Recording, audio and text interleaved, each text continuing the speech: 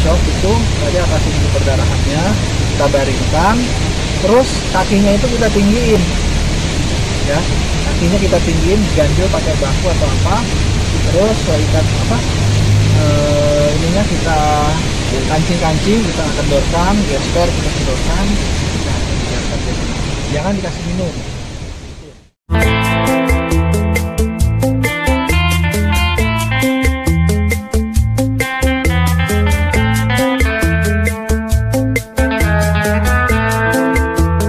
Bisa dilakukan ikatan posisi seperti ini, ya nggak apa-apa. Saya berpikirnya kalau posisi seperti ini kan kadang masukin telanya ini suka ini ya, agak susah ya karena lebar badan. Makanya saya bilang tadi perlu teknik lock roll. Lock roll. Lock roll. Jadi lock roll itu ada 2 orang penolong di sisi korban. Dan satu lagi sini deh. Oke, apa di sini? Begitu seperti saya kan. Sudah fokus itu ya. Ini.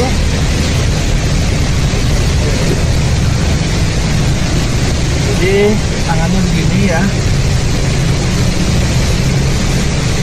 Begini, kamu. Itu posisi saya seperti ini. Nah, tangan kamu di sini. Begini posisinya begini, kamu di sana. Coba. Ini lock roll, ini membalikan ini. Ini ya.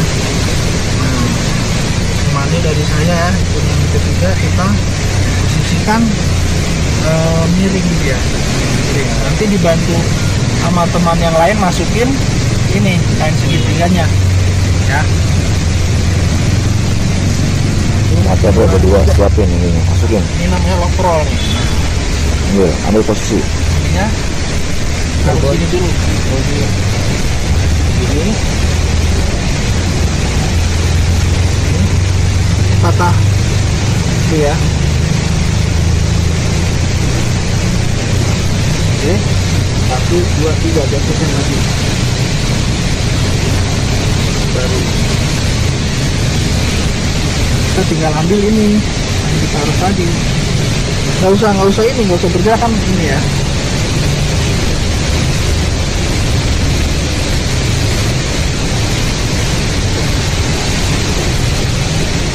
Nah,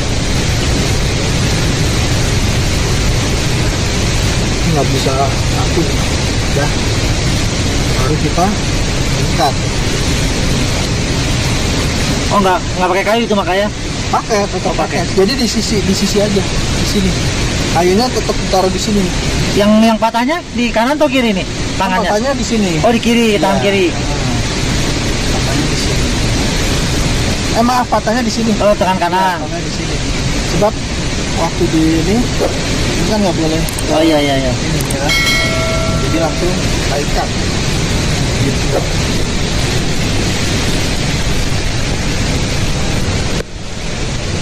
Jadi pada waktu kita narik ini ya, pas waktu posisi tela di bawah, kita minta tolong juga korban, Pak, angkat badannya supaya kita nggak keras nariknya.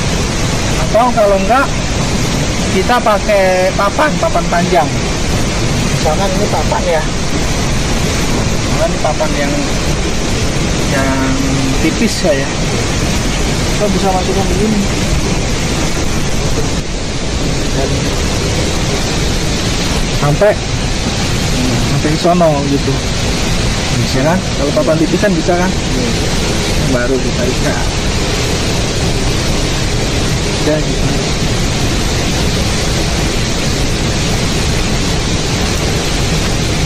Oh, tetap ada kayu di. Ya, ini nggak usah diikat nih, yang ini. Yang sehat jangan diikat. Gitu ya. Kayunya Kak di mana tuh kayunya Kak? Kayunya di sini. Nanti sebelum dipasang ini papannya taruh di sini ya. Papannya. Coba ya dipraktekin. Terus untuk papan yang di bawahnya Kak? Hah? Kapan dibawanya ditaruh di mana nanti? Enggak, cuma buat narik lah. Iya. Cuman buat nganter ini nih.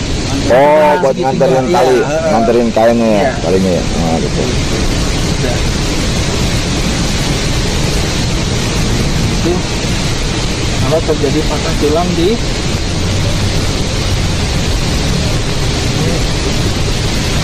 lebih bagus lagi kita bisa dijadikan simpulnya di sini nih. Pas di sini. Nyampe ya.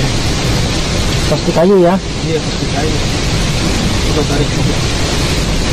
Sedikit aja ya. Pas di papan gitu.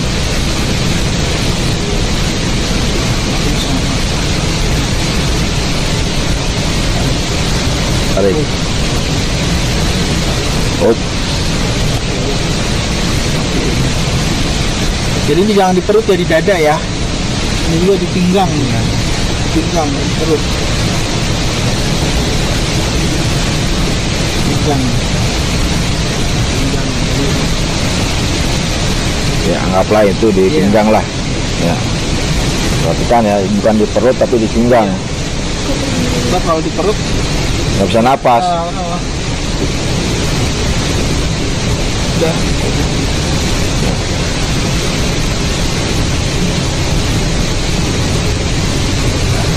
Baru kita Angkat. transformasi. Pakai tanduan. Gawat. Udah. Ngerti nggak? Jangan tanyain ya. Cuman sebelum pembidayaan cek pulsasi motorik sensorik ya kan. Pulsasi motorik kita berubahkan atau gerakin sensor kita kasih rangkaian di atasnya. Udah selesai. Berarti ini termasuk dari teori dari pembidayaan ya kayak. Iya. Cara membidaya itu. Kalau nggak ada bahan-bahan gini, petali plastik bisa. Misalkan di jalan. Nggak apa-apa namanya darurat. Ya, ada tali apa yang Apa bisa. iya. Iya. Prinsipnya kita kalau ada korban pendarahan atas itu pendarahannya. Cepat apa? Penekanan balik. Jadi ini adalah salah satu cara pertolongan pertama.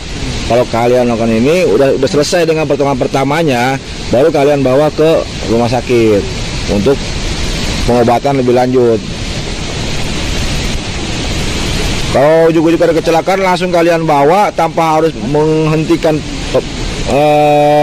pendarahannya, belum nyampe di rumah sakit udah lewat. Ya. Paham ya? Ada yang mau ditanyain nggak? Tanyain nggak? Kalau tanyain. Soalnya kakak kita mungkin mau pamit atau mau ke atas, mau ke tempat lain. Ini jarang. Ayo, siapa yang mau nanya tentang pembedaan patah tulang atas? Kalau misalnya mengenai robek ya, terus itu kondisinya agent banget, emergency banget, dan itu harus diketali juga nggak sih soal buat robeknya? Iya, yang jelas harus dibalut. Ya, balut.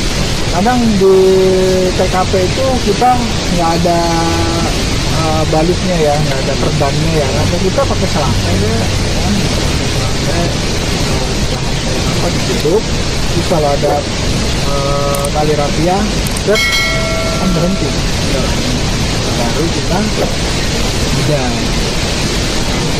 Kalau soal bahan-bahan yang apa ya, yang cocok buat pembalut itu apa ya? Biasa soal kan robek, soalnya kan pasti sensitif ya kalau misalnya bahan kayak Kain bahannya. kain, iya. Ya misalkan kain yang bersih ya karena darurat bersih ya, sebenarnya harus steril. Cuma kalau darurat bersih itu kan tujuannya untuk menghentikan pendarahan aja, jangan sampai keluar terus. Cuma kalau keluar terus jadi shock. Jadi shock itu kalau orang keluar darah sebanyak 500 cc akan terjadi shock. Shock itu apa? Shock itu keadaan di mana suplai darah ke otak berkurang. Shock. Penanganannya apa kalau shock? Penanganannya kalau shock itu tadi akan tinggi perdarahannya, kita baringkan, terus kakinya itu kita tinggiin, ya, kakinya kita tinggiin, diganjel pakai bangku atau apa, terus ikat apa?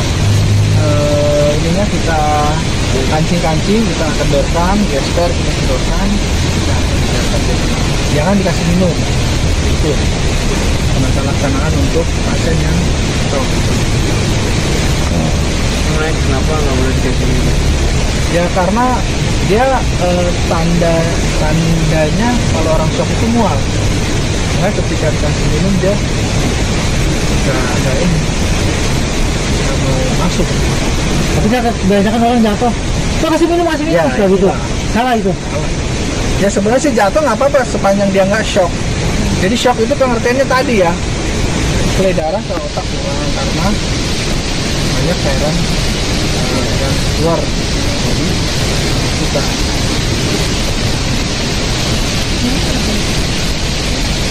Oke, ada lagi tanyain. Ayo, yang mau nanya, Waktu kita nanya. sudah habis. Iya. Soalnya kita mau lanjut ke materi-materi lain. selanjutnya. Materi kalian masih banyak. Ayo. iya misalnya nggak. Soalnya kalau dulu itu waktu saya 6 hari itu pelantikan, kalau kadang kan Iya. cuma 1 hari 2 malam. Nah, sekarang ini singkat. Singkat, padat. Kalau ada pertanyaan, saya anggap selesai dan kalian mengerti. Ya. Ya. Ya, saya simpulkan lagi untuk penanganan patah tulang prinsipnya pertama sebelum melakukan penanganan harus aman diri aman. Nah, yang kedua cek pulsasi motorik sensorik. Yang ketiga tadi ya kan kita kalau ada pendarahan kita akan penanganannya.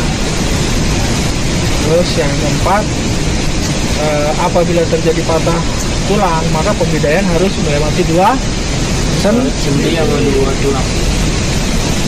Kalau terjadi patah tulang pembidaian prinsipnya itu harus melewati 2 sendi. Kalau terjadi patah tulang di sendi maka pembidaian harus melewati 2 tulang. Tuh. Ya, dari saya itu sekian.